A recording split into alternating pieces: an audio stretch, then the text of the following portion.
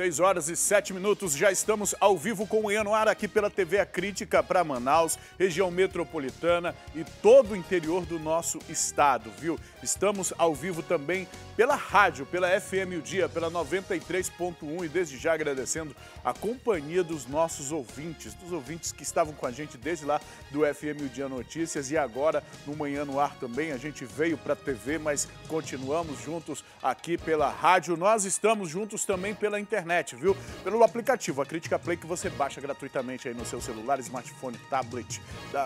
É só instalar, é gratuito para Android, para iOS também. Você acompanha a nossa programação, como pode fazer isso também pelo YouTube. É só digitar lá, TV A Crítica, como aparece aí no seu vídeo, e vai aparecer o canal da TV A Crítica e lá você acompanha a nossa programação ao vivo, com aquele atrasozinho que tem, né, que a gente costuma chamar de delay, mas tudo que é exibido aqui ao vivo não dá para alterar, não dá para mexer em nada não, é o mesmo sinal que é transmitido na internet e por lá também você pode fazer a sua interação. Você tem um canal de interação com a nossa equipe de produção pela página do Manhã no Ar, no Facebook e pelos canais oficiais da TV A Crítica. TV A Crítica Oficial no Twitter, no Instagram, no próprio Facebook, lá você acompanha notícias, você acompanha os comentários, você faz o seu comentário e a nossa equipe de mídias aqui também conversa, responde a você. A nossa programação também pode contar com a tua participação, contribuindo com informações, com opiniões por meio do nosso WhatsApp, 99291-2167. Muita gente aproveita, inclusive, para mandar uma saudação, uma foto dizendo que está acompanhando o programa. A gente sempre mostra aqui a sua participação no programa Manhã no Ar. Hoje nós vamos trazer um assunto que é polêmico, um assunto que envolve a todos nós, principalmente os usuários do transporte coletivo. Na verdade, é toda a cidade. A vida da cidade depende do transporte coletivo, a vida da cidade depende desta modalidade de transporte. Ao longo do tempo, ao longo dos anos, na verdade, nós temos acompanhado várias polêmicas e várias ações práticas mesmo por parte dos sindicatos. De um lado, o sindicato das empresas do transporte coletivo, o Sinetran, que diz que a planilha de custos está defasada, que os custos são mais altos do que o valor da tarifa que eles cobram é capaz de cobrir, e eles propõem como uma das soluções a retirada dos cobradores, que trabalhem apenas os motoristas, que isso traria alguma redução. Do outro lado, nós temos o Sindicato dos Trabalhadores dos Transportes Rodoviários de Manaus, que já fizeram manifestações, já se posicionaram contrário a esta medida do Sinetran, a esta intenção. Até então, era uma intenção do Sinetran. E por conta disso, nós já tivemos a frota funcionando com o número de veículos reduzido, nós já tivemos manifestações, nós já tivemos greve, nós já tivemos várias ações movidas e promovidas pelo sindicato em relação a esse posicionamento do outro sindicato, do Sinetran, neste puxa-encolhe aí entre os representantes patronais, entre os representantes dos profissionais dessa categoria. Na manhã desta sexta-feira, a gente traz agora uma informação que não é nem do Sinetran e nem do STTRM, que é o Sindicato dos Rodoviários. É uma informação da Prefeitura. A informação que está aqui no telão é o decreto número 4.587, do dia 19 de setembro de 2019, um decreto assinado pelo prefeito Arthur Neto e também pelo o chefe da Casa Civil, o Arthur Bisneto. O decreto determina o pagamento da tarifa única do Serviço Público do Transporte Coletivo Urbano de Passageiros do município de Manaus, exclusivamente por meio do sistema de bilhetagem eletrônica e da outras providências. Portanto, está decretado. Enche a tela, por favor, meu diretor.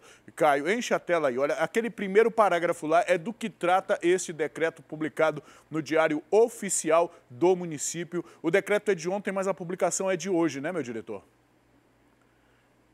Isso foi publicado ontem à noite, portanto, a informação quentinha que você acompanha com a gente aqui no Manhã no Ar. E diante desta polêmica que eu acabei de descrever para todos, Aparentemente, o Sindicato dos Rodoviários perdeu esta briga, porque a Prefeitura é o poder concedente, é o poder que deve mediar e que deve administrar e que de fato administra o sistema coletivo, o transporte coletivo municipal. É a Prefeitura que tem esta responsabilidade e, portanto, tanto que começa que o prefeito, nas suas atribuições legais, porque é a atribuição do prefeito mesmo. Recentemente, agora nós estamos ainda, o transporte coletivo aqui na cidade de Manaus estava funcionando com apenas 70% da categoria, da frota, 70% da frota nas ruas, um problema, uma queda de braço entre a Prefeitura e os empresários, quando a Prefeitura que faz a intervenção no sistema desde julho deste ano, uma intervenção que deve durar 3 meses, isso já é resultado desta intervenção. Nesta intervenção, a Prefeitura é quem está administrando o recurso que entra no sistema por meio da bilhetagem eletrônica e por meio desta administração é a Prefeitura que está repassando o dinheiro para a compra de combustíveis. Acontece que os empresários dizem que não estão recebendo este dinheiro e que não há combustível suficiente, diesel suficiente, para fazer com que todos os ônibus estejam nas ruas. E é por isso que nos últimos dias os usuários do transporte coletivo estão sentindo na pele a ausência de alguns veículos, de alguns carros que deveriam estar rodando e que não estão por conta desta queda de braço. Hoje, nesta sexta-feira, dia 20 de setembro, a gente acorda com esta notícia, com esse decreto da Prefeitura. Esse decreto da Prefeitura que mostra, obviamente, claramente, que os empresários venceram mais essa. Bora ler o que diz o artigo 1. Fica determinado que no prazo de até 60 dias, portanto, o decreto foi publicado no dia 19, na noite do dia 19, é só contar do dia 19, 60 dias adiante. No prazo de 60 dias, o pagamento da tarifa única do serviço público de transporte coletivo urbano de passageiros do município de Manaus, no modo convencional, seja efetuado exclusivamente por meio eletrônico com a utilização de Smart Card. Como os 60 dias não está descrito aqui se serão 60 dias úteis, então serão 60 dias corridos. Então, a partir do dia 19 de outubro, lá para 18 de novembro, esta regra aqui já está valendo. A partir de 18 de novembro, as empresas, então, devem fazer a cobrança ou o pagamento da passagem no transporte coletivo, de acordo com o decreto da Prefeitura, deve ser feita apenas por meio eletrônico, utilizando o Smart Card. Qual o efeito disso? Que medidas vão acontecer a partir desta decisão? O que o sindicato que representa esses trabalhadores, que representam os cobradores, por exemplo, porque com esta medida, qual a necessidade de se ter um cobrador nos veículos, no transporte coletivo? O que o sindicato irá fazer?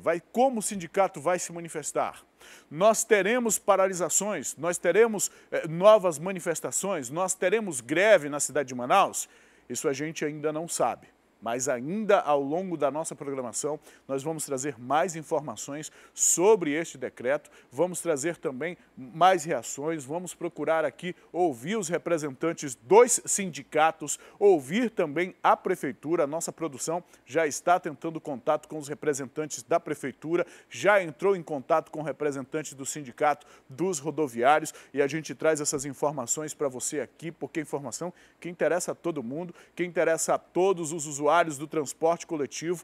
A cidade só funciona por meio dos usuários, mesmo aqueles que não utilizam o transporte, tem pessoas que interagem ou trabalham ou compartilham ou oferecem serviços para alguém que utiliza o transporte coletivo dentro de uma cidade, de uma capital como é a cidade de Manaus, faz parte, é o coração, são as veias que fazem a vida da cidade fluir. Então nós temos aqui uma notícia que de fato vai causar um impacto muito grande, uma notícia que antes mesmo de acontecer, nós já acompanhávamos, como falei ainda há pouco, manifestações, greves, paralisações, muitas ações já foram tomadas por parte do Sindicato dos Rodoviários contra esta decisão. Foram tomadas para que esta decisão não acontecesse. E agora ela acontece sem nenhum alarde, sem nenhuma publicidade, sem que ninguém falasse nada. Esta decisão foi tomada, mas nós estávamos atentos, nossa produção estava atenta e viu que essa decisão foi tomada.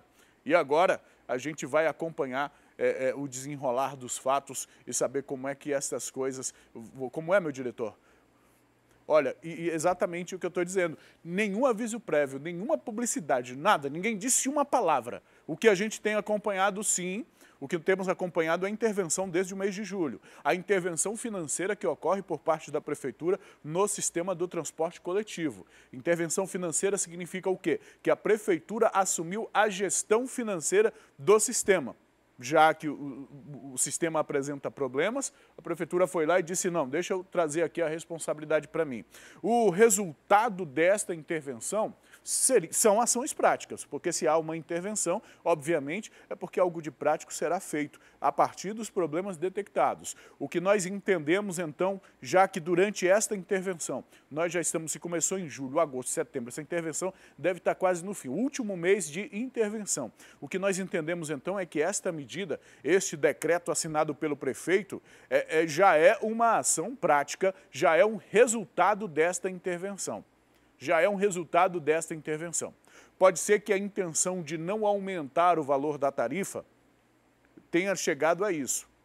Já foi divulgado, inclusive, pela Prefeitura, que o valor de 4 milhões de reais que está na planilha dos empresários para os trabalhos administrativos, que esse valor seria reduzido, já como avaliação desta intervenção. Este valor de 4 milhões seria reduzido. Este decreto, então, parece ser uma outra ação já como parte deste trabalho de intervenção da Prefeitura. Retirar os cobradores, retirar o pagamento da tarifa do ônibus por meio físico, por meio do dinheiro físico, da moeda, do papel mesmo, e deixar apenas pelo Smart Card. Parece que esta é mais uma ação no sentido dessa intervenção. Mas e a população? O que a população acha? O que farão os representantes ou os trabalhadores, todos estes cobradores, todos esses profissionais, porque a partir do momento em que esta medida passar a valer na prática, porque ela já está valendo de fato, como o decreto já está assinado, não há mais o que fazer, já está determinado. E o cumprimento é daqui a 60 dias. Daqui a 60 dias, se não houver um outro decreto revogando isso que foi escrito, que foi assinado ontem, que foi publicado no Diário Oficial do município, isso, a partir de 60 dias, isso aí está valendo. Está valendo. Não é uma coisa que ainda vai ser feita, não é uma coisa que ainda está se estudando, não.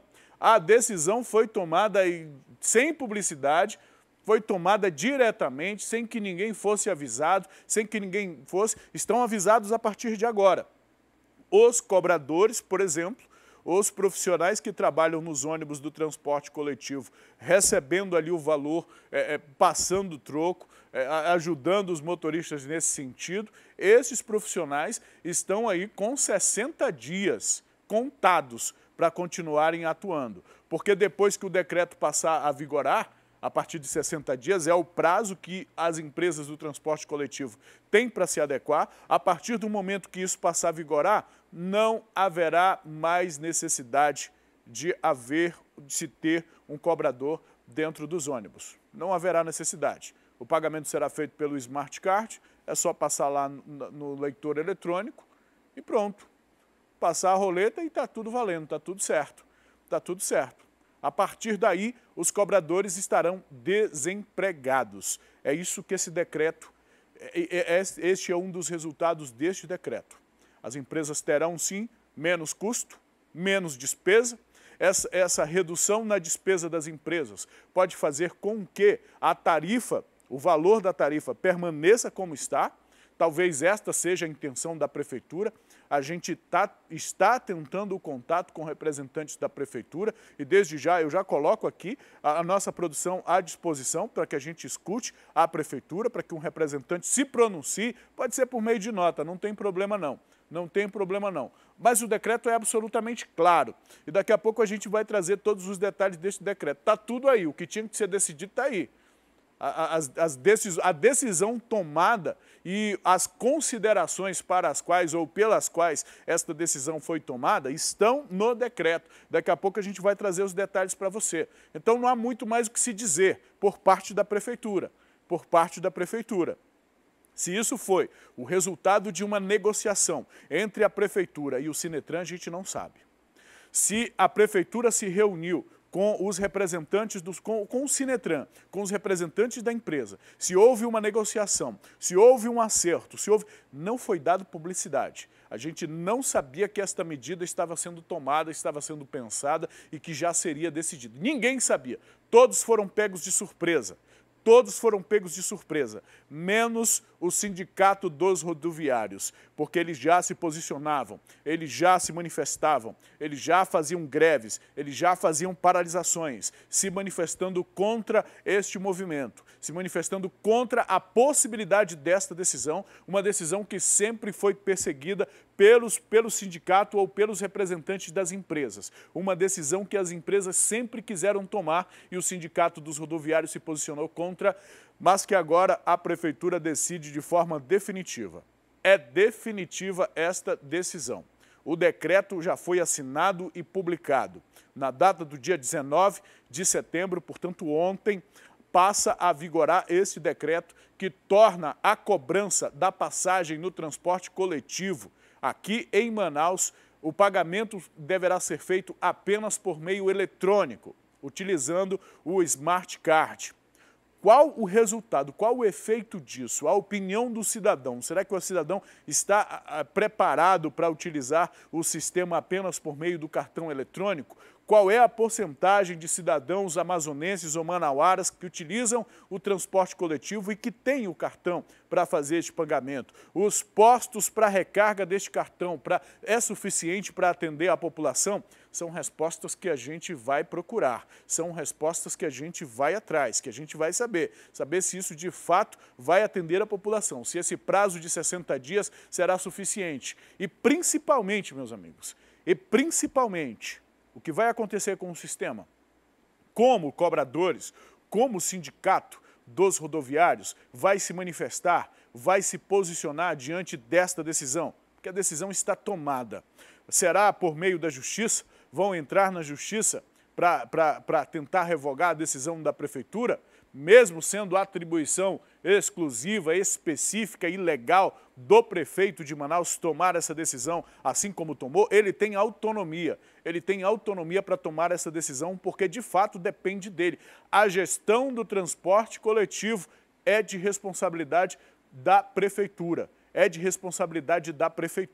Então, o que o sindicato irá fazer? Vai se pronunciar por meio da justiça? Vai acionar a justiça? Vai para as ruas? Será que o sindicato vai para as ruas fazer paralisação ou vai fazer greve? Como esses profissionais vão se posicionar? É isso que nos interessa saber, porque dependendo desse posicionamento, nós poderemos ter aí uma nova paralisação na cidade de Manaus e a gente sabe o que acontece com Manaus quando os rodoviários param. A cidade fica parada, literalmente. Algumas avenidas são fechadas, avenidas importantes, e a cidade para. O centro da cidade para, é um transtorno total. Para quem está ligando a televisão agora, são 6h25 da manhã, deixa eu explicar o que eu estou falando, sobre o que nós estamos tratando aqui. A Prefeitura publicou este decreto no Diário Oficial do município. Dá para a gente voltar à página anterior, meu diretor, para a gente explicar para as pessoas de casa? É o decreto 4.587, se não me engano, ou 78.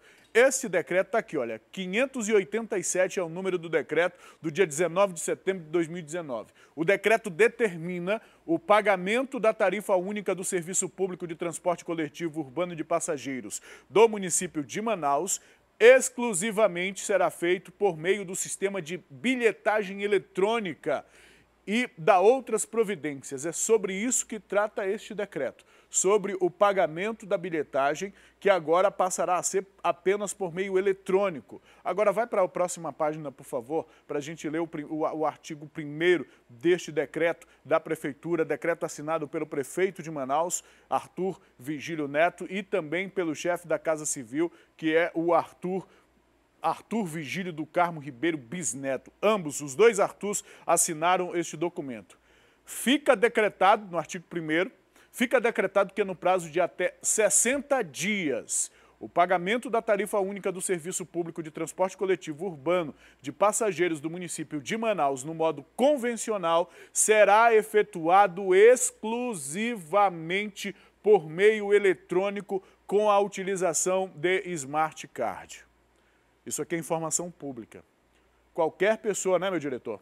Qualquer pessoa pode acessar o Diário Oficial do município de Manaus na data do dia 19 de setembro, procurar o que foi publicado nesse dia, e entre os vários decretos publicados no dia 19 está o decreto 4.587, e neste decreto você verá este conteúdo, que no prazo de 60 dias fica determinado que o pagamento da tarifa do transporte coletivo urbano da cidade de Manaus será feito apenas por meio da bilhetagem eletrônica, por meio da utilização do Smart Card. Os resultados disso a gente vai acompanhar a partir de agora, e ainda na edição de hoje nós vamos trazer mais detalhes sobre essa publicação, os motivos que levaram ou que estão descritos no decreto para que a Prefeitura tomasse essa decisão. Nós também vamos tentar ouvir os representantes dos sindicatos, sobretudo do sindicato que mais interessa isso aqui, o sindicato mais afetado, que é o sindicato dos rodoviários, dos trabalhadores do transporte rodoviário da cidade de Manaus. Nós vamos querer ouvir os representantes do sindicato, a gente precisa entender o que vai acontecer a partir de agora. A gente precisa ouvir também, meu diretor, a opinião das pessoas que estão nos assistindo, as pessoas que são os interessados, as pessoas que estão lá na ponta, os usuários do transporte coletivo que estão aí, de fato, aproveitando uma tarifa do transporte que está congelada já tem alguns anos, enquanto várias capitais no país já tiveram aumento na tarifa. Aqui em Manaus ficou congelado, isso a gente precisa lembrar este fato, mas os usuários estão convivendo com um transporte deficitário, com ônibus de péssima qualidade, com ônibus caindo aos pedaços. Diariamente a gente vê ônibus parados com defeito, atrapalhando o trânsito, atrapalhando tudo. E agora nós estamos acompanhando agora uma frota reduzida, ou seja, na ponta está os usuários que estão sofrendo já com o sistema e vão enfrentar mais uma mudança. Qual a sua opinião sobre isso? Fala pra gente, 992912167 é o nosso WhatsApp. Dê a sua opinião sincera, a sua opinião franca, como você pensa que isso vai te afetar. Se você concorda com a decisão da Prefeitura também, é importante a gente dizer isso. O usuário que concorda com a decisão da Prefeitura, fala pra gente. Você que trabalha no transporte coletivo, você que é cobrador, ou mesmo motorista, qual a sua opinião pra gente? O telefone está aí no seu vídeo, 992912167. Dê a sua opinião que a gente compartilha a sua opinião também, a sua informação, porque quem está dentro do sistema é que sabe realmente o que passa. Quem é usuário é que sabe. São o quê? 700 mil durante o dia, né? Durante um dia de semana, né, meu diretor? O número de usuários, de pessoas na cidade de Manaus que utilizam o transporte coletivo. É muita gente todos os dias que utiliza esse sistema. É um assunto que interessa a muita gente, e o nosso canal de comunicação com você está aberto para que a gente traga a sua opinião, para que a gente traga a sua informação sobre este assunto. 6h30, vamos seguir aqui com o Manhã no Ar, agora entrando no noticiário policial. Um homem aparentemente transtornado, mais um, hein? Mais um transtornado. Foi preso aqui na capital, após tentar furtar produtos em um supermercado localizado na Avenida Paraíba. Segundo a polícia, o suspeito portava uma arma branca e chegou a ameaçar clientes e funcionários. Você sabia que em pleno século XXI ainda existem os homens primitivos? Pois é, tô falando do Aloísio, de 37 anos, vulgo Homem das Cavernas. Sabe o que ele aprontou? Ele resolveu invadir um supermercado para furtar, porém foi parado aí pelos funcionários deste local. Ele estava com um facão e ainda tentou ameaçar algumas pessoas. Porém, os policiais militares da 16ª Companhia Interativa Comunitária foram acionados e agora eu vou conversar com o Tenente Delgado, ele que vai trazer mais informações sobre toda essa ocorrência. Tenente, quando vocês chegaram no local, o suspeito ainda estava muito alterado? Não, no momento que a gente chegou no local, ele já estava mais calmo, já tinha se acalmado, até porque os funcionários conseguiram interceptar e detê-lo no supermercado e acionar a polícia militar. Então, eles relataram para a polícia militar que este vulgo Homem das Cavernas teria entrado no local muito agitado, aparentando ter tido surto psicótico e pegando alguns objetos, jogando para debaixo do balcão, em outros momentos tentando furtar outros objetos e se apossou desse machado, né? Uma espécie de arma branca para cortar carne, cortar frango, etc. E aí ameaçou os funcionários com esse objeto, né? Com essa arma branca. Vocês já têm alguma informação se esse suspeito já tem passagens pela polícia? Segundo foi verificado no DIP, ele tinha passagem por tráfico de drogas. Esse suspeito, então, foi trazido até o 16º Distrito Integrado de Polícia. O tal do Homem das Cavernas assinou o TCO e agora vai responder por agressão. Homem das Cavernas, é assim mesmo que se comporta alguém, enfim, só dá para ser qualificado dessa forma. Um universitário de 22 anos está desaparecido desde a última sexta-feira. O jovem foi visto pela última vez saindo do Hospital Universitário Getúlio Vargas, lá no centro. A família pede ajuda para localizá-lo. João Marco Santiago Santos, de 22 anos, estudante de nutrição em uma faculdade particular localizada ali na Avenida Djalma Batista, no bairro Chapada, está desaparecido desde a última sexta-feira, dia 13 de setembro. Ele foi visto pela última vez entrando no Hospital Universitário Getúlio Vargas, onde era voluntário. O pai dele, que está ao meu lado, seu Marco Antônio, o deixou na porta do hospital. Mas como o estágio dele começa por volta das 2 horas da tarde, ele ficou aguardando o início, então, dessas aulas para que pudesse entrar no ambulatório de nutrição. E ficou ali mesmo, nas dependências do Hospital Universitário. Segundo informações da própria família, ele teria passado cerca de 24 minutos dentro da unidade hospitalar e saiu tirando o jaleco rumo ao Boulevard. Ele entrou no horário, a informação que a gente tem é que ele esteve lá dentro, chegou a falar com as pessoas que estavam lá, identificaram ele e de uma hora para outra ele saiu, né? Um pouco tempo depois ele saiu e aí, depois que ele saiu nós não temos mais notícias, porque a gente não sabe o que aconteceu, onde ele entrou, com quem ele ficou e a gente perdeu o contato com ele. Segundo informações, no total ele teria passado cerca de 60 minutos, 1 hora entre entrar no local, aguardar, entrar na sala e sair.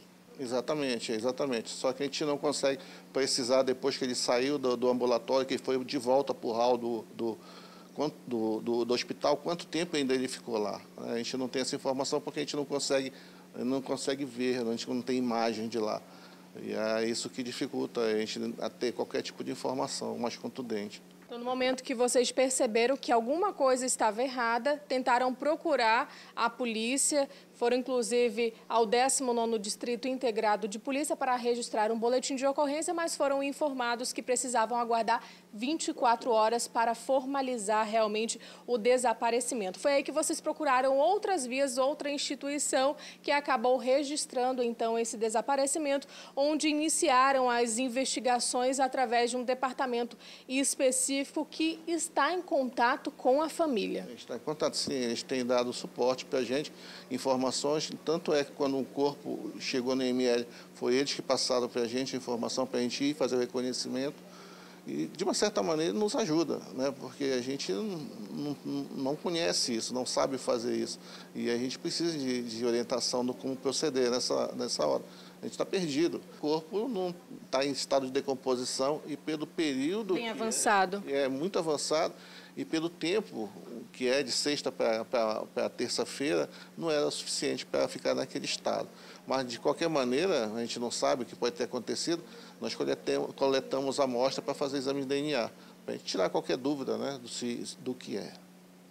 Como ele estava vestido exatamente no dia que desapareceu? Olha, ele estava de calça jeans, né, com rasgados naturais aqui, na altura do joelho, um sapato All-Star, um tênis All-Star cano curto, azul, e uma camisa polo, azul na barra próximo do estômago, branca e amarela em cima no peito, tá?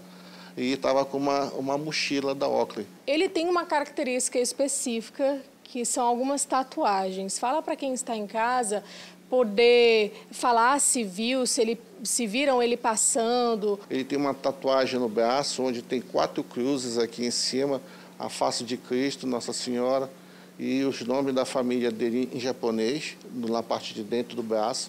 É só do lado direito que ele tem essa tatuagem. Tem uma marca na cabeça de nascença, aqui sobre o supercílio esquerdo, né?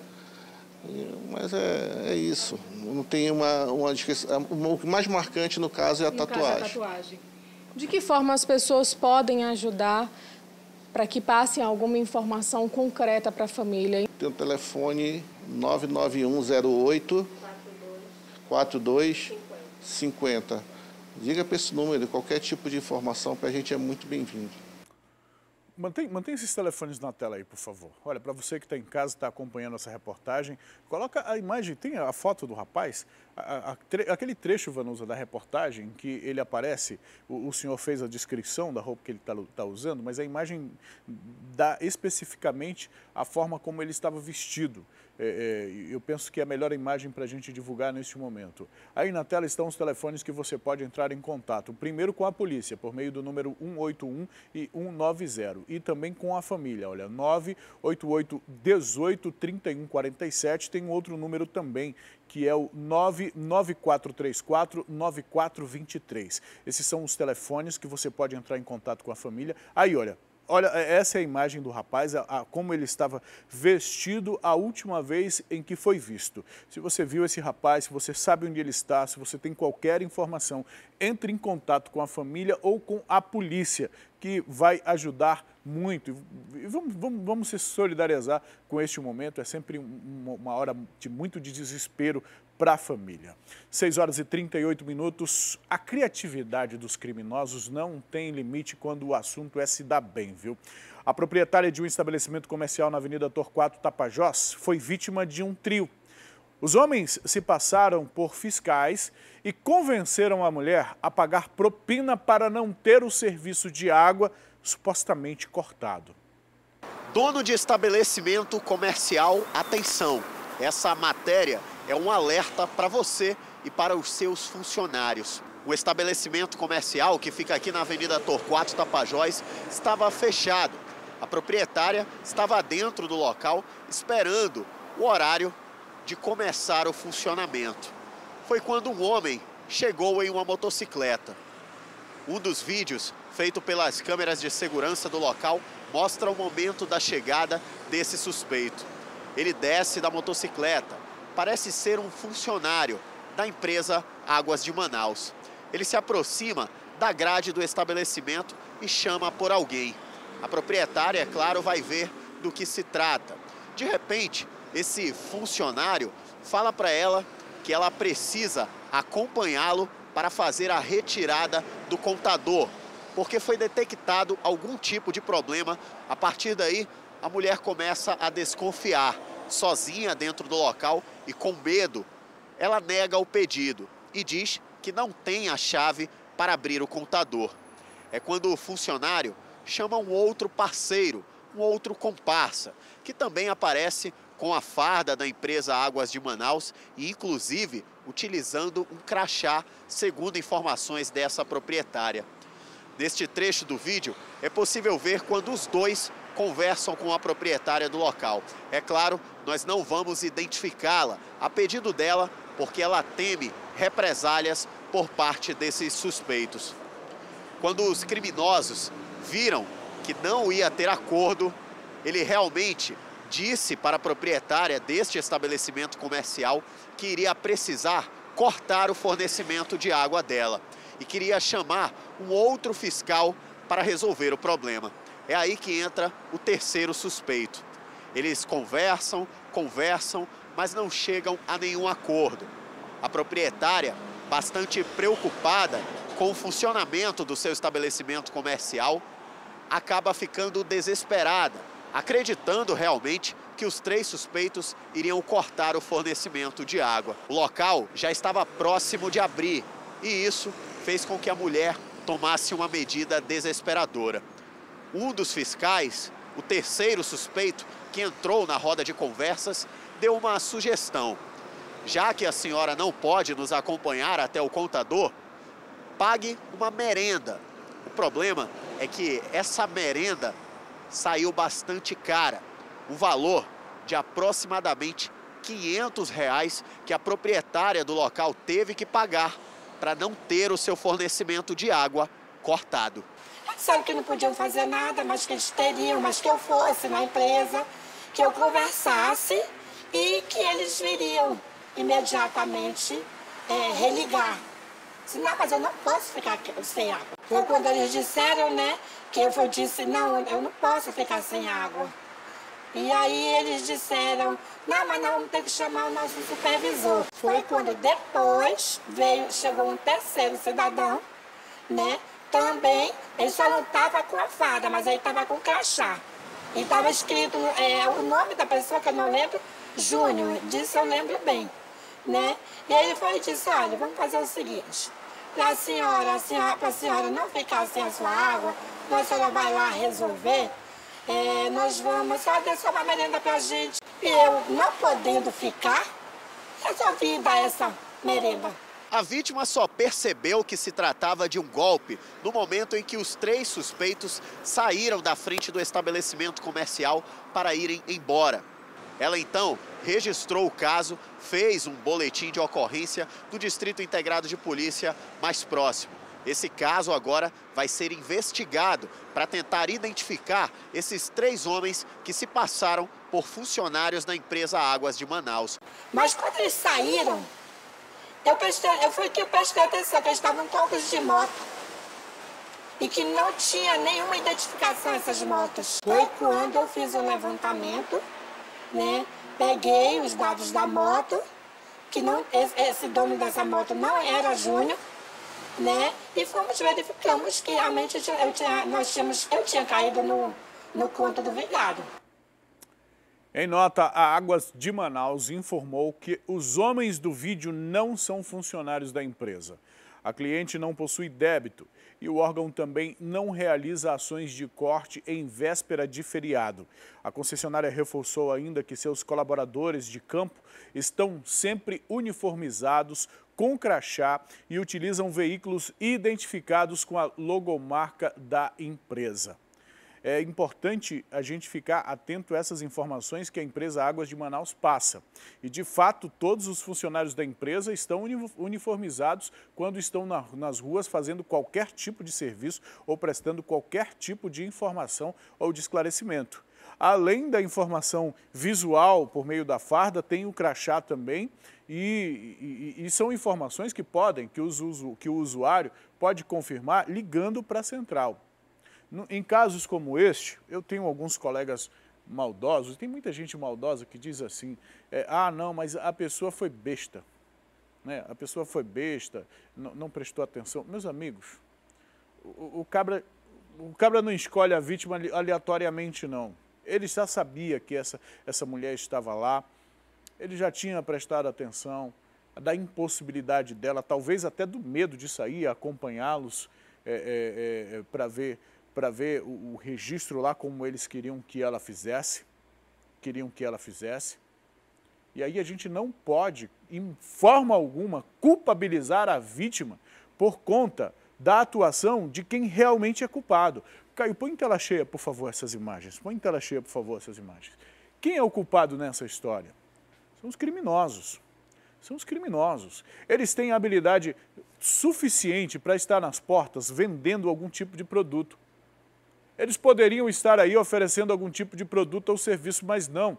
Decidiram utilizar a habilidade e a criatividade, como a gente falou aqui quando chamou essa reportagem, para aplicar golpes em pessoas que eles sabiam que poderiam de alguma forma manipular.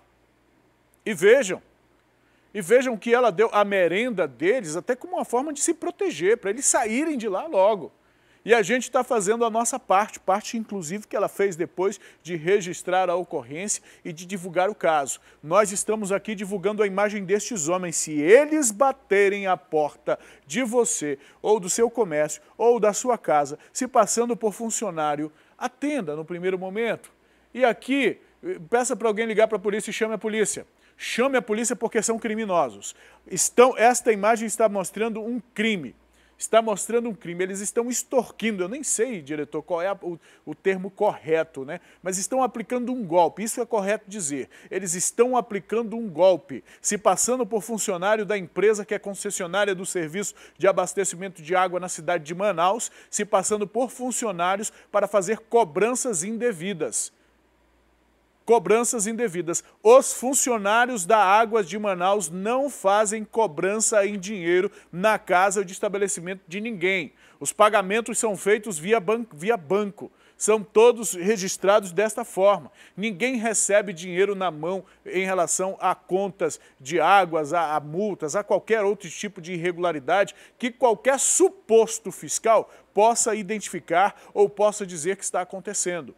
Quando qualquer irregularidade é verificada, meu amigo, o fiscal vai lá, faz uma notificação e deixa o papel para você. E depois, com essa notificação, você vai buscar, vai saber o que está acontecendo. O que esses homens fizeram aí não é prática da empresa, e eu não estou aqui falando para defender a empresa, não. Mas também a gente precisa explicar como a empresa funciona. O alerta é para que as pessoas fiquem atentas e não sejam vítimas de crimes assim, viu? 6h48. A gente continua falando dos casos de polícia. Tem informação sobre a insegurança no transporte coletivo, viu? Passageiros de 2 linhas foram assaltadas ontem à noite. Eu vou conversar agora com a Juliana Silva, ela que tem mais informações sobre isso. Juliana, muito bom dia para você. Explica para a gente quais foram essas linhas que foram assaltadas, que informações você tem sobre este caso.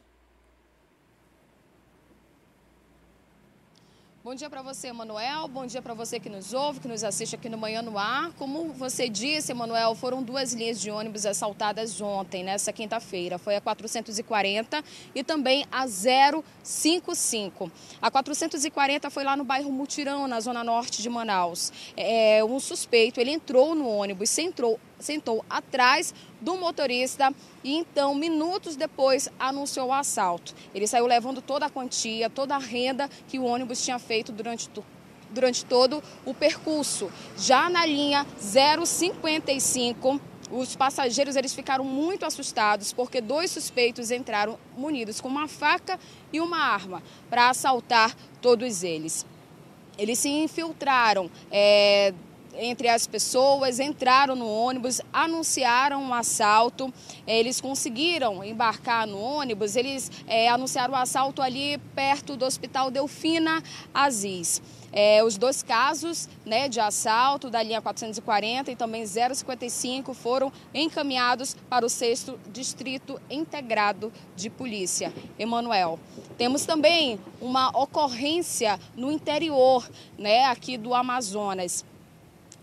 Um homem, ele agrediu a avó, não foi a primeira vez que ele fez isso, né? Ele agrediu através de palavras, ameaçou bater nela e esse caso foi levado para a polícia, que recebeu a denúncia através de uma ligação anônima. Os policiais foram até a casa dele, identificaram, foi pego em flagrante, inclusive ele usa uma tornozeleira eletrônica. O nome dele é Douglas da Silva dos Santos, de 25 anos. Então ele foi preso lá no bairro de São Francisco, no município de Manacapuru, né? Esse crime aconteceu então no interior do estado. Ele foi encaminhado para a delegacia interativa e vai ficar aí sob responsabilidade da polícia para os procedimentos cabíveis. Emanuel, tem também um outro caso que aconteceu no interior do estado.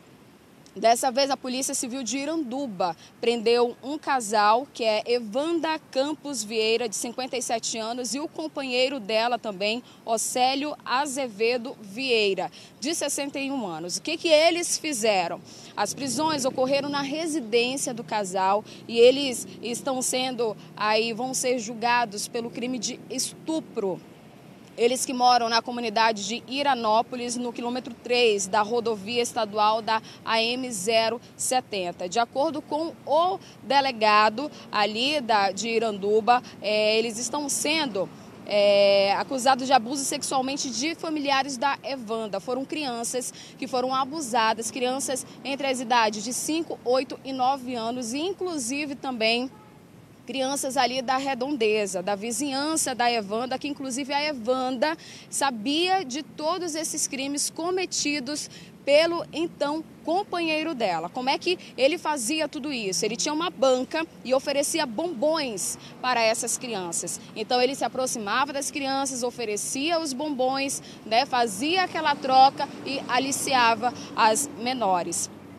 Eles foram encaminhados para a 31ª Delegacia Interativa de Polícia, localizada em Iranduba, onde vão permanecer à disposição da Justiça. Essas são as informações preliminares dessa sexta-feira, né, envolvendo aí, né, agressão em relação ao idoso, estupro, né, de crianças, aliciamento, que são, infelizmente, notícias que a gente não gosta de dar aqui no Manhã no Ar, mas que são precisas para a população ficar sabendo, né, e para que a polícia possa tomar as medidas cabíveis. Emanuel.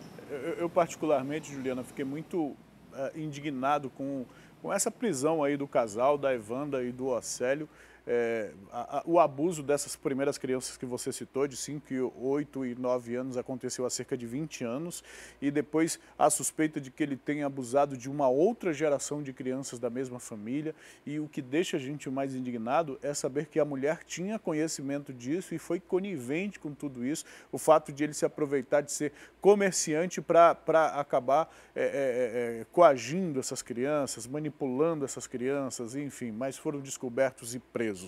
A Juliana está no Terminal 5, daqui a pouco eu volto a conversar com ela sobre este assunto do transporte coletivo que nós estamos comentando aqui, trazendo desde o início do programa. Por hora, Juliana, muito obrigado pelas informações. Daqui a pouco eu te chamo novamente para a gente voltar a conversar, dessa vez já sobre o sistema do transporte coletivo. Para você aí de casa, eu estava acompanhando ainda há pouco as interações, que daqui a pouco a gente traz, as pessoas estão dando muito a opinião sobre este assunto, e uma opinião em particular me chamou a atenção. Alguém que diz que o prefeito deveria estar preocupado com a condição dos veículos do transporte público, dos ônibus que estão circulando na cidade de Manaus. Meu diretor, dá para colocar o decreto na tela para as pessoas que ligaram a televisão agora ou que estão no rádio acompanhando a gente saber do que nós estamos falando? Olha, esse aqui é o decreto 4.587 do dia 19 de setembro de 2019, é um decreto municipal publicado ontem à noite no Diário Oficial do município de Manaus. Esse decreto determina o pagamento da tarifa única do sistema público do transporte coletivo de passageiros do município de Manaus exclusivamente por meio do sistema de bilhetagem eletrônica e da outras providências. O decreto segue com as considerações, muda a página, por favor, segue com as considerações, e aí o artigo 1º decreta, fica determinado que, no prazo de até 60 dias, o pagamento da tarifa única do serviço público de transporte urbano de passageiros do município de Manaus, no modo convencional, seja efetuado exclusivamente por meio eletrônico com a utilização de Smart Card. Exclusivamente. Agora, olha detalhe, no prazo de até 60 dias. Isso pode acontecer antes, o limite máximo é de até 60 dias. 60 dias é o prazo que as empresas têm para se adequar. É o prazo que as empresas têm para preparar todo o sistema para que o pagamento seja feito de forma exclusiva por meio desse Smart Card ou do Passa Fácil, seja lá o nome que tiver. Mas as empresas, a partir desse decreto, podem decidir fazer isso amanhã, se quiserem, porque já há o decreto. E o decreto diz até 60 dias, não diz que será em 60 dias, até 60 dias. Essa mudança pode acontecer a qualquer momento. E como eu estava comentando sobre a participação de um telespectador, daqui a pouco a gente vai trazer as interações, ele fala o seguinte: o prefeito deveria se preocupar com as condições do transporte coletivo. E aí, nesse momento, eu gostaria de pedir de você que está nos assistindo, de você também que está na rádio aí, a nossa transmissão na rádio termina em alguns minutinhos, mas você ainda está ouvindo a gente, o nosso WhatsApp é o 992912167. Que tal você mandar para a gente vídeos das condições do ônibus que você está nesse momento, ou vai pegar daqui a pouco para ir para o trabalho, ou está talvez ouvindo a gente no rádio por meio do celular no ônibus? Que tal você fazer um vídeo? Ou se tem algum ônibus em pane mecânica no trajeto que você está fazendo, manda para a gente um vídeo agora da situação do ônibus que você está pegando ou vai pegar. Como é que é o ônibus que atende a tua comunidade, que atende o teu bairro? Vamos mostrar aqui no Manhã no Ar, aqui na TV A Crítica, qual é a situação real dos ônibus do transporte coletivo da cidade de Manaus, que vão receber agora um sistema moderno de cobrança da tarifa. Vamos ver se essa modernidade na cobrança do pagamento, ver se essa modernidade no pagamento acompanha a modernidade do sistema. Vamos verificar, manda para a gente os vídeos, mande o vídeo para a gente. Vídeo curtinho, não precisa ser longo não, 10 segundos é o suficiente. Olha, eu estou aqui no bairro tal, essa é a situação do ônibus tal, da linha tal, da empresa tal. Pronto. Mostra a situação, vamos mostrar. Não precisa nem falar muito não, é pegar a imagem e a gente mostrar mesmo. Importante que seja de hoje, importante que seja de hoje. Manda a sua imagem para a gente que a gente divulga aqui. A gente divulga aqui. Ninguém tem rabo preso com ninguém. Pode mandar a sua imagem que a gente divulga aqui com toda certeza. O telefone para você fazer isso, o nosso WhatsApp é o 992912167. O número está aí na sua tela. É o WhatsApp. A produção está com esse equipamento na mão para receber a tua informação, para receber a sua participação. Então, vamos fazer uma radiografia do que é o transporte, o sistema do transporte coletivo, de qual é a condição desses veículos, lembrando que nós estamos em meio a uma intervenção financeira que ocorre no sistema, e aí, de repente, se a gente mostra a realidade do sistema, talvez aconteça um outro tipo de intervenção, uma intervenção administrativa que promova, por exemplo, a renovação da frota. Há quanto tempo mesmo essa frota não é renovada? Há quanto tempo mesmo esses ônibus estão circulando na cidade de Manaus? Esses ônibus ainda estão em condições técnicas de circular? Será que não tem algum engenheiro mecânico aí que possa também participar? Mandar essa informação para a gente? 992912167. Eu quero mostrar a cidade de Manaus agora. A gente tem imagem do drone da TV A Crítica. Olha o drone aí, minha gente. Nós estamos na Ponta Negra. No balneário da Ponta Negra, o Alex Gomes comandando o drone, fazendo essa operação e mostrando essa imagem bonita da nossa capital, do principal balneário da nossa capital. Essa é a praia da Ponta Negra. Olha aí, a praia vazia neste momento, é cedinho ainda, né? 6 horas e 58 minutos. Nós temos hoje a previsão de mínima de 22 graus e a máxima de 35. Tem tudo para ser uma sexta-feira quente, hein, minha gente? Sexta-feira quente, 35 graus em Manaus, a sensação térmica vai lá para cima, vai lá para cima. Portanto, é um dia bom para quem já está de folga, né? Para quem quer aproveitar a folga ou trabalha só pela parte da manhã, para ir curtir a tarde na Ponta Negra. Olha o céu claro na capital amazonense hoje. A gente consegue ver até o horizonte ali, consegue ver o Rio Negro, pouca fumaça no céu da nossa capital. E aí o nosso balneário, aí o cartão postal da cidade de Manaus, o cartão postal com parada de ônibus no valor de R$207 mil. Os usuários do transporte coletivo são privilegiados, aqueles que utilizam ônibus aí na Ponta Negra, né, meu diretor? que utilizam aí são privilegiados com essa parada de ônibus caríssima, caríssima na Ponta Negra.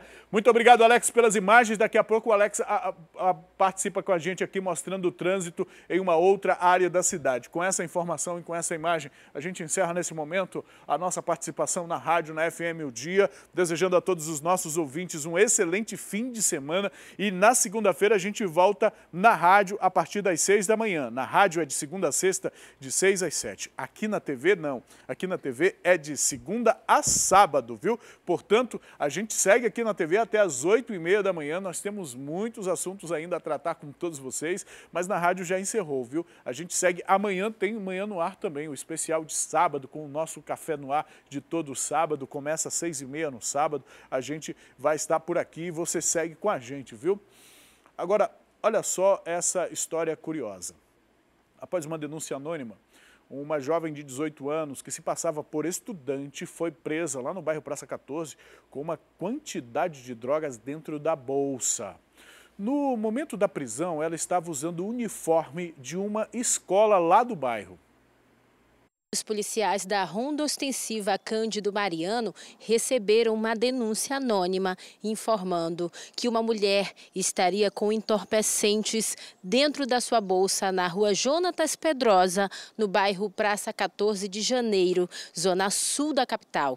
Os policiais imediatamente se deslocaram até a rua e, chegando lá, eles avistaram uma jovem com as mesmas características da denúncia. Foi então que eles decidiram abordar essa garota identificada como Evelyn da Silva Gonçalves, de 18 anos. Durante a abordagem policial, ela ficou bastante nervosa, não soube explicar aos policiais ali o que estava acontecendo. Ela então estava também fardada com a blusa de uma escola. Foi então que no momento da revista pessoal dentro da bolsa de Evelyn, os policiais da Rocan encontraram uma porção grande de maconha do tipo skunk. Durante uma longa conversa dos policiais com essa jovem, ela então decidiu confessar à polícia que na residência dela havia mais drogas. Os policiais da Rocan se deslocaram do bairro da Praça 14 até a Rua Raquel, no bairro Petrópolis, também zona sul da capital, no beco Basílio Pirro. Quando eles chegaram na residência de Evelyn, eles então encontraram mais drogas, uma porção grande de oxi e outra porção grande de cocaína. Mas também encontraram uma balança de precisão, uma quantia de R$45 e mais uma espingarda calibre 16. Ela ficou bastante nervosa, né? Mas como foi encontrado dentro da bolsa várias porções do entorpecente, ela resolveu colaborar e disse que na residência dela havia mais do entorpecente. Então nós fomos até a residência e encontramos um pouco mais de droga, balanças de precisão e uma arma de fogo. Tenente, ela falou algo, se ela vendia drogas, se ela trabalhava com alguém ali nos entorpecentes, ou ela preferiu o silêncio? Então, ela preferiu ficar em silêncio, né? Ficou bastante nervosa, mas ficou ali em silêncio, não disse se estava levando, se estava vendendo, não disse nada relativo a isso. Ela já tinha alguma passagem pela polícia ou não? Foi encaminhada para a delegacia e deve passar por uma audiência de custódia? No momento, ela não tinha nenhuma passagem, né? Foi encaminhado para o primeiro DIP e de lá vai ser encaminhado para a audiência de custódia. Tá estudando direitinho, né? Tá estudando direitinho. Ficou em silêncio para a polícia. Ficou caladinha para a polícia.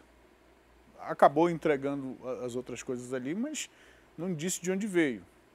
E se tá com a farda, não tá indo para a escola para estudar, não. É importante, inclusive, a investigação se debruçar sobre isso, porque é jovem, né? Olhando assim, a gente até se assusta. Poxa, será que não é menor de idade? Até se assusta, né? Será que não é menor de idade? Mas poderia se passar. E aproveita justamente essa juventude para se aproximar de consumidores de drogas jovens, ou até mesmo de influenciar outros jovens a consumir essa porcaria. E aí está fazendo a escola completa, se disfarçando para se misturar entre os consumidores, a arma, a droga, a bolsa, a farda. É o kit completo, é o kit faculdade do crime completo. Eu fico pensando qual deve ser o desgosto de um pai e de uma mãe quando vê um negócio desse aqui. Porque eu sinceramente não acredito que o pai ou a mãe desta moça a criaram ou deram esse tipo de criação para ela.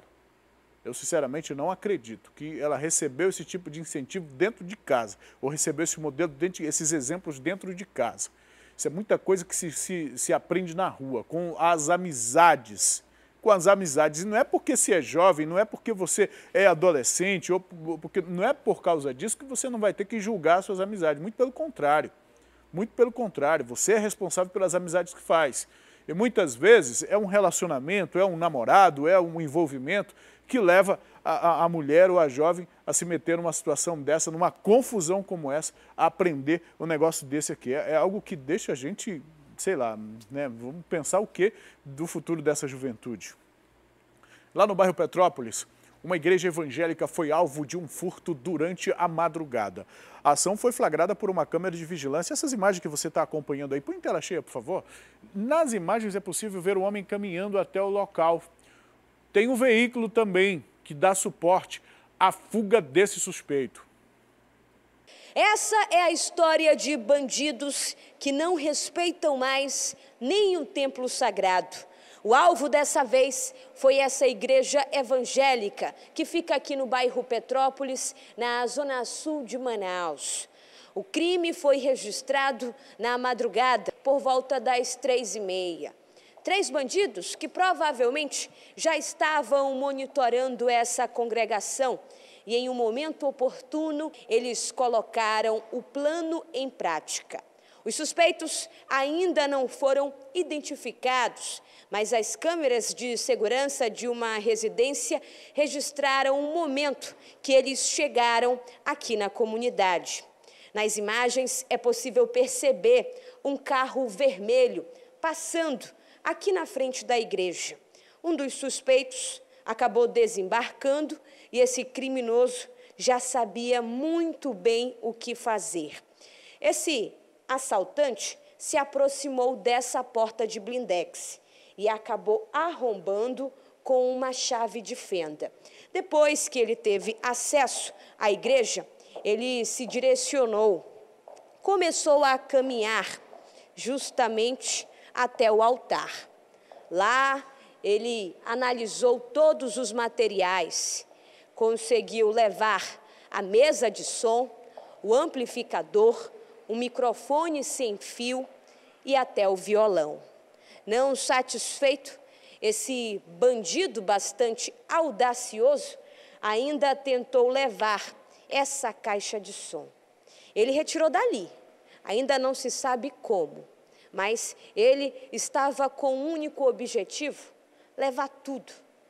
Ele ainda caminhou em direção ao gabinete do pastor e aqui ele revirou tudo, até as gavetas. O intuito era fazer realmente um arrastão. Ele teria tentado encontrar objetos de valor e até dinheiro, mas não conseguiu. Esse suspeito arrombou essa porta. A gente percebe que é um prejuízo muito grande, inclusive para a congregação. Depois do furto, esse suspeito saiu caminhando normalmente em direção até a porta, onde ele conseguiu arrombar. Os comparsas já estavam aguardando em um ponto estratégico dessa rua. O suspeito fez a ligação e eles começaram a colocar o material dentro do carro e fugiram. Por volta das 7 horas da manhã, o pastor, quando chegou aqui, já observou a porta arrombada. Foi um susto muito grande, afinal, essa não teria sido a primeira vez que esse crime teria acontecido aqui na igreja. Essa nova ação criminosa deixou um prejuízo de quanto mais ou menos para a igreja? R$10 mil, né? Com muito sacrifício que a gente conseguiu. Na verdade, está com 2 meses que a gente terminou de pagar todos esses instrumentos, entendeu? No último caso, de acordo com o pastor aqui da igreja, o criminoso teria entrado pela caixa do ar-condicionado. Deixou aí, é claro, um prejuízo, um boletim de ocorrência foi registrado e dessa vez vocês já procuraram a polícia? A gente também, nesse fato que aconteceu agora, nós fomos denunciar também. E conseguimos, através das câmeras, dá para se perceber que é um Palio vermelho, certo? Estamos buscando outras câmeras para ver se consegue pegar a placa bem nítida, o horário que ele chega, tudo isso que ele faz, enfim, mas o que se percebe é que essas pessoas sondaram direitinho, viram o que poderiam fazer aqui dentro e foi uma ação muito rápida quando ele encosta o Palio aqui na frente, coloca todas as coisas para dentro e consegue se evadir do local, né? A gente já procurou o 3º DP, já demos entrada com boletim de ocorrência e estamos na expectativa de que esse cidadão, Deus possa ir no coração dele, ele se arrepender do que ele fez e até mesmo devolver esse material. Enquanto isso, a gente vai lutando para adquirir outros novamente. É importante ter fé, né? Nós já vimos aqui criminosos praticarem assaltos usando motos, carros de aplicativo e até a pé. Mas na zona oeste da cidade, uma mulher foi surpreendida por um ladrão que saltou de um táxi. A ação dos bandidos foi registrada por uma câmera de vigilância do local. 5h30 da tarde. Você acabou de finalizar mais um dia de serviço, um dia cansativo. Acaba conseguindo ali uma carona para chegar em casa mais rápido, para iniciar o descanso merecido. Só que no meio desse trajeto você acaba sendo vítima de um assalto e fica ali refém do medo e também do trauma. Quem passou por isso foi uma moradora desta rua, uma funcionária pública, moradora aqui do bairro Compensa. O crime foi todo registrado pelas câmeras de vigilância de um vizinho. Esse crime aconteceu em plena luz do dia. A via estava bastante movimentada e o criminoso saltou de um local que essa vítima jamais podia imaginar. Saiu de dentro de um táxi. Nas imagens é possível ver esse táxi circulando pela rua. Em um determinado momento é dado ré no veículo, só que aí os criminosos já estão ali premeditando tudo. Do banco do passageiro desce um criminoso. Ele vai até a vítima, aponta a arma para a cabeça dela e pede a bolsa e o celular. Tudo acontece de forma muito rápida. A mulher, sem ter como pedir ajuda, acaba entregando os bens de valor. Foi um celular e a bolsa, os 2 objetos que foram levados. A grande questão é que agora essa mulher amarga o trauma na vida dela. Não consegue esquecer o que viveu. A gente fica numa condição que sem poder reagir. A gente não sabe qual vai ser a atitude daquela pessoa naquele momento. E aí eu me assustei e eu fiquei sem reação realmente, que eu tive que me segurar no muro para não desabar na hora do nervoso. E realmente eu fecho os meus olhos e vejo a arma apontada na minha cabeça. Isso daí é que é preocupante. A gente fica com medo de sair na rua. Eu fui trabalhar hoje, mas só eu sei. Agora tudo isso bem próximo aqui da sua casa. Sim, próximo à minha casa e na frente da casa da minha tia. Eu vinha chegando do trabalho, eles passaram por mim, retornaram de ré, como vocês vão ver na filmagem, e me abordaram. Um detalhe chama a atenção nessa história. Um familiar da vítima presenciou toda a cena de longe e nada pôde fazer, apenas torcer para que aquela vítima saísse ilesa da situação. Eu não podia fazer nada, né? Porque ele estava armado, que quando eu não gritei ainda, né? Quando eu gritei, aí ele não olhou assim para o lado, né? E eu tive medo, pedindo socorro, e ele só fez pegar a bolsa dela e ela vinha passando mal e eu não podia fazer nada, que eu estava trancada, né? Mesmo porque a gente não pode ficar fora, tem que ficar trancado. Logo após o assalto, um boletim de ocorrência foi registrado. A placa desse veículo foi repassada à polícia e, ao que tudo indica, esse táxi foi alugado e foi utilizado para praticar assaltos aqui nessa área da cidade. Essas imagens que você acabou de acompanhar foram repassadas à polícia. E o que a polícia quer saber a partir de agora é quem são os criminosos que alugaram esse veículo para fazer o mal aqui no bairro Compensa. Fica um trauma muito grande, né? Olha, na zona oeste da capital, um trio foi preso pela polícia com drogas e uma arma caseira. O armamento seria o mesmo utilizado lá naquela chacina registrada no Parque São Pedro no último fim de semana, que deixou 5 mortos e 2 feridos.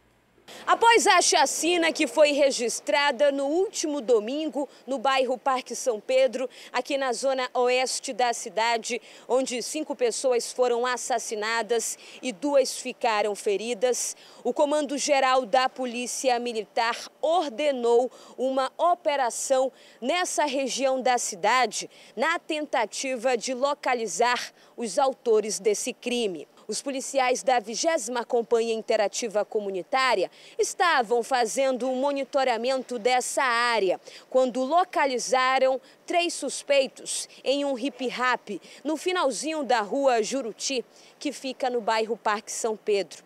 Entre eles, uma mulher de 50 anos. Os policiais tentaram se aproximar. Esses bandidos ainda tentaram fugir, mas não adiantou. Eles foram identificados como Luan Feitosa, de 36 anos, o Mike Freitas, de 23 anos, e a mulher de 50 anos, a Sônia de Araújo. Os policiais fizeram as buscas e encontraram 56 trouxinhas de maconha com esses suspeitos, 200 gramas, supostamente de óxi, e várias trouxinhas de maconha, que já estavam embaladas para a comercialização desse produto ilícito. O que chamou a atenção nessa ocorrência foi uma arma caseira, de calibre 36. Esses bandidos foram interrogados pelos policiais e levados para o 19º Distrito Integrado de Polícia. Durante essa ocorrência, os policiais consultaram os nomes dos suspeitos. Por lá foi constatado que o Luan Feitosa estava com um mandado de prisão em aberto. Outra informação na delegacia é que essa arma que foi apreendida teria sido utilizada na chacina que ocorreu no último fim de semana. A Polícia Militar não soube informar se os 3 suspeitos presos estão envolvidos no crime. Bom, mas se já tem a arma, já tem aí o início para começar a descobrir o fio da meada e chegar até os autores dessa chacina. Afinal de contas, foram 5 mortes e 2 feridos mandados para o hospital. Isso precisa, de fato, ser investigado. Um mecânico de 21 anos foi morto a tiros no bairro Santa Luzia no momento em que trabalhava na oficina da própria família.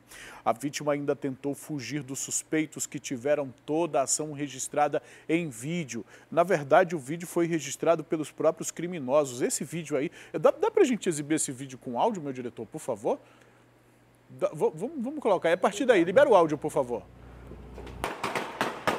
Olha o som dos tiros.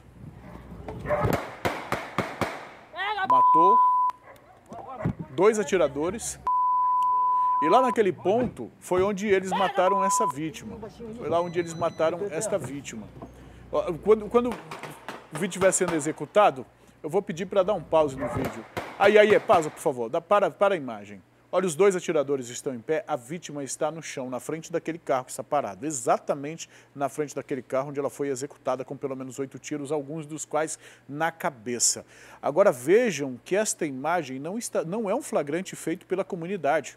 Não é um flagrante feito por testemunhas que estavam lá, por familiares, alguma coisa assim, não. São os próprios criminosos que estão mediatizando, que estão publicando, que estão divulgando, registrando e divulgando a ação criminosa deles.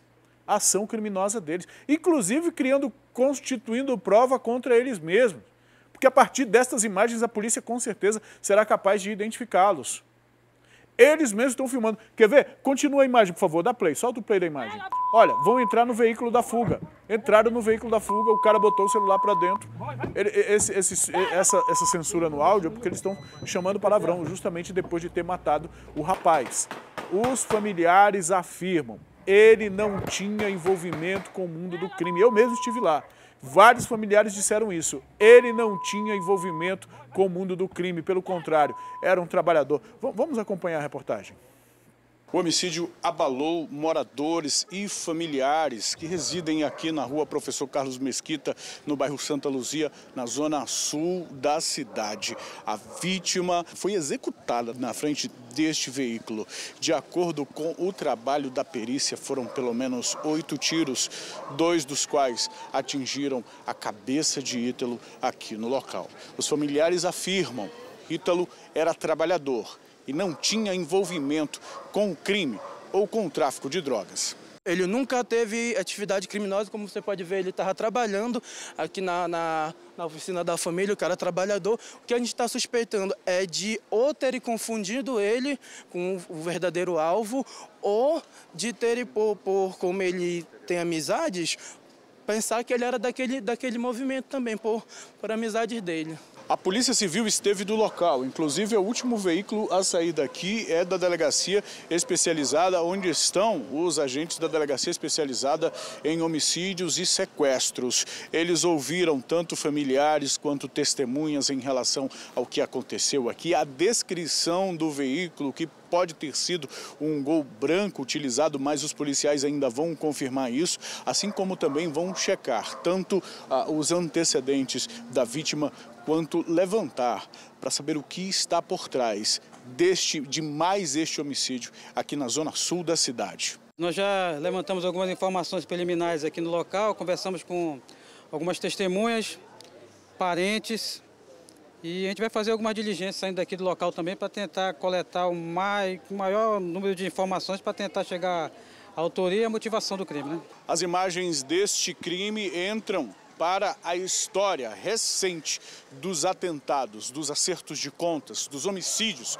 ocorridos aqui na zona sul da cidade. E mais uma vez, parte desta comunidade, uma família desta comunidade está chorando um dos mortos, numa guerra que as autoridades precisam entender. Quem está matando, por que está matando, e quem está mandando, quem são os mandantes dessas execuções.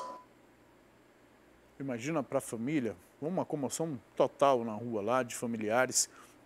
No primeiro momento, houve até uma declaração de uma familiar deste jovem executado, e ela dizia o seguinte, que na Zona Sul há uma lei do silêncio. O Vanderlei Modesto chegou na frente, pegou, eu não consegui gravar essa senhora com ela. Quando eu cheguei próximo, ela já tinha terminado de falar.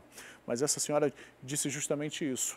Na Zona Sul existe uma lei do silêncio, ninguém pode falar nada, porque as pessoas sabem efetivamente quem está brigando pelo que lá, quem está matando por quê, porque eles estão se matando.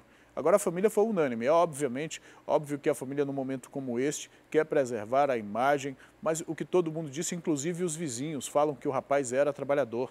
E se tem uma coisa que vizinhos fazem, é justamente entregar o jogo, dizer o que estava acontecendo. Agora, algumas pessoas me disseram que já houve um atentado há cerca de um mês no local, que um familiar deste jovem já havia sido perseguido por lá, e talvez essa morte seja em decorrência disso.